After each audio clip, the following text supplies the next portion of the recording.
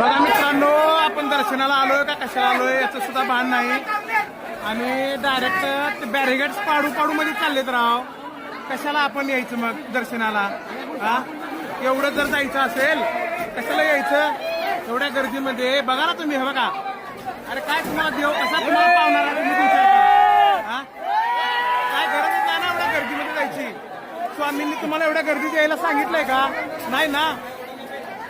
काय गर्दी, काय एवढ्या गर्दीमध्ये काही गरज नाही मित्रांनो. कारण देव हा सभोवताली आहे, अंतरंगी आहे. फक्त एक समाधान म्हणून आपण येतोय मंदिराकडे आणि त्यातून जर अशी गर्दी ना असं जर प्रकार होत असेल तर काय उपयोगाचं नाही.